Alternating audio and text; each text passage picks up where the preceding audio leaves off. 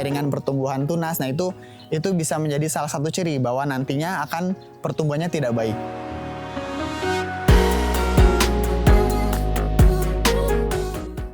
Assalamualaikum warahmatullahi wabarakatuh.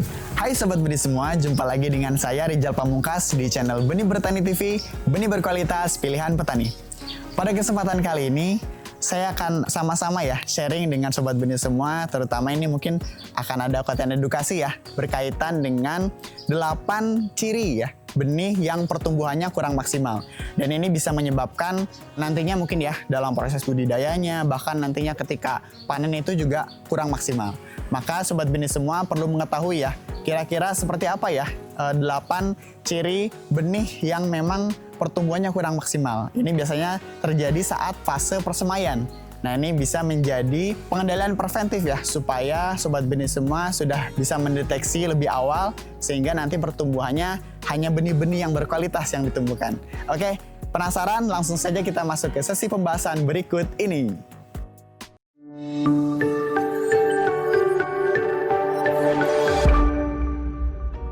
Oke, baik Sobat Benih semua, sampailah kita di sesi pembahasan. Dan pada kesempatan kali ini, mungkin saya juga akan sharing ya mengenai tentang konten edukasi ini, di mana kita akan sama-sama belajar. Kira-kira apa saja sih ya ciri-ciri benih yang tumbuhnya itu kurang baik. Dan ini kita sudah merangkum ada 8 ciri benih yang pertumbuhannya mungkin sudah ada tanda-tanda gitu ya, pertumbuhannya kurang baik dan nantinya ini bisa menimbulkan terhadap proses budidayanya yang kurang maksimal. Berikut ini 8 ciri pertumbuhan benih yang kurang baik. Ciri yang pertama yaitu pertumbuhannya yang lambat. Boleh jadi Sobat Benih semua ketika melakukan persemaian itu akan ada beberapa benih yang tumbuhnya lambat. Nah contohnya ya, ketika Sobat Benih semua menyemai ada 100 benih tanaman, tetapi 80 tanaman itu tumbuhnya sangat cepat dan 20 lainnya itu ternyata pertumbuhannya kurang gitu ya, ataupun kurang maksimal. Nah itu bisa menjadi ciri ya Sobat Benih semua ketika membedakan ternyata yang 20 tanaman ini pertumbuhannya agak lambat. Dan ini bisa dilakukan mungkin seleksi ya oleh Sobat Benih semua supaya nanti pertumbuhannya lebih seragam. Nah ini mungkin nantinya oleh Sobat Benih semua ini bisa dipisahkan saja, kemudian diganti dengan benih yang lebih maksimal lagi ataupun pertumbuhannya lebih baik. Pertumbuhan yang lambat itu bisa disebabkan oleh figur benihnya yang rendah. Dan itu dipengaruhi oleh kualitas benihnya. Makanya ketika Sobat Benih semua membeli benih ya, itu dilihat dulu kemasannya, apakah benihnya sudah kadaluarsa atau belum, dan kira-kira persentase keberhasilannya itu berapa. Nah itu pilih yang sudah jelas berkualitas dan persentasenya sudah tinggi gitu ya. Ciri yang kedua bisa dilihat ketika tumbuh daun pertama atau kotiledon yang muncul. Nah itu Sobat Benih semua perlu melihat apakah pertumbuhan kotiledonnya itu sangat baik atau tidak. Kotiledon yang baik itu biasanya tumbuh dengan warna hijau yang segar. Jadi ketika Sobat Benih semua melihat saat persemaian ataupun perkecambahan benih tersebut, kotiledon yang muncul itu ternyata warnanya kurang segar, nah itu bisa diseleksi oleh Sobat Benih semua. Adapun dalam beberapa kasus itu ada benih-benih yang menumbuhkan kotiledon itu ternyata berwarna kuning ataupun ungu. Nah itu biasanya menunjukkan kelainan gitu ya. Salah satunya mungkin karena serangan penyakit ya, seperti jamur, ataupun itu juga bisa dipengaruhi oleh suhu yang ekstrim. Ciri ketiga dari benih yang kurang baik itu bisa dilihat dari batang ya, ketika pertumbuhan kecambah awal gitu ya. Dan itu bisa dilihat ketika Sobat Benih semua mungkin melakukan penyiraman ataupun ketika fase-fase perkecambahan tersebut, ternyata batang yang ditumbuhkan itu lemas ataupun mudah layu. Nah itu bisa menandakan ya bahwa benih tersebut kurang baik dan pertumbuhannya tidak akan maksimal.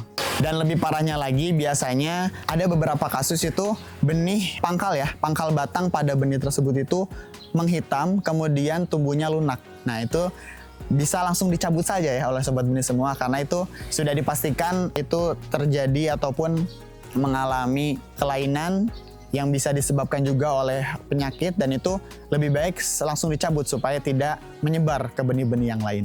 Ciri yang keempat dari pertumbuhan benih yang kurang baik itu bisa dilihat juga dari tunas ya. Tunas yang ditumbuhkan bisa jadi tidak simetris ya. Jadi ini merupakan salah satu ciri ketika benih tersebut mengalami cacat ya ketika pertumbuhan.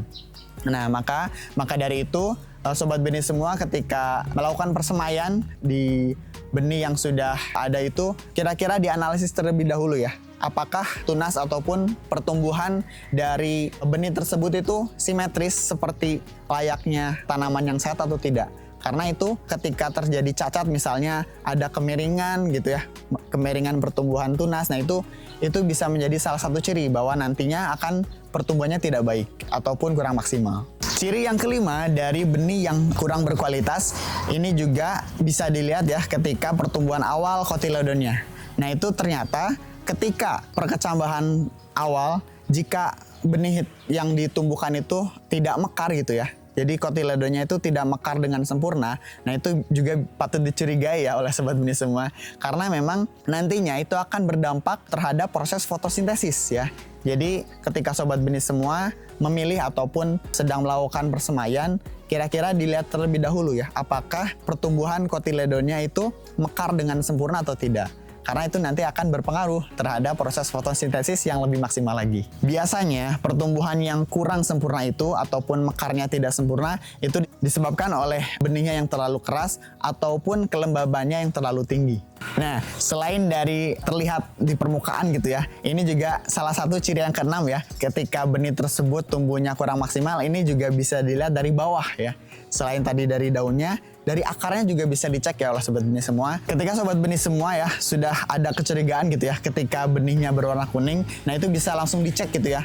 Dicabut saja akarnya. Biasanya akar yang sehat itu kan cenderung lebih berwarna putih dan serabutnya itu banyak. Nah itu menandakan akar tersebut sehat atau tanaman ya, bakal tanaman tersebut akan tumbuh dengan maksimal. Nah, biasanya dalam beberapa kasus ada beberapa pertumbuhan ataupun persemaian benih itu ternyata akar yang ditumbuhkan itu biasanya keriting, kemudian pendek-pendek, dan bahkan ada yang berwarna coklat. Nah, itu biasanya sudah mengalami kelainan. Nah, jadi sobat benih semua ya, selain dari tadi daunnya ya, ini ternyata akar juga penting ya, karena itu menjadi sumber penyerapan nutrisi bagi tanaman tersebut. Nah, selain dari benihnya, ini juga menjadi ciri yang ketujuh ya, yaitu ketika melakukan persemaian, sobat benih semua juga perlu mengecek media tanamnya.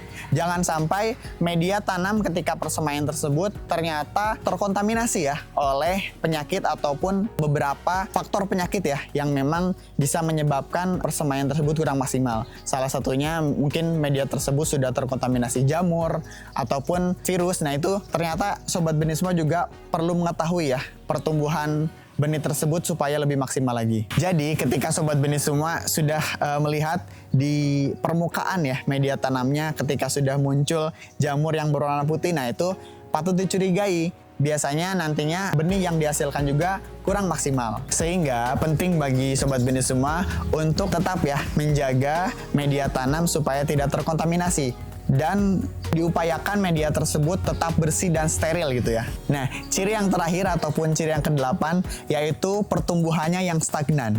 Ya, jadi ketika sobat benih semua melakukan persemaian, ketika awal-awal persemaian, mungkin awal-awal gitu ya, itu pertumbuhannya sangat baik ya. Bahkan mungkin tingginya sudah mencapai benih yang bagus gitu ya. Tetapi bisa jadi nantinya gitu ya, pertumbuhannya ada yang stagnan ataupun yang lainnya tumbuh dengan tingginya bertambah, tetapi ada beberapa benih yang biasanya tingginya tidak bertambah, bahkan jumlah daunnya tetap, dan itu biasanya kerdil gitu ya. Nah itu bisa dipisahkan ya oleh sobat benih semua ketika ada beberapa benih yang pertumbuhannya stagnan.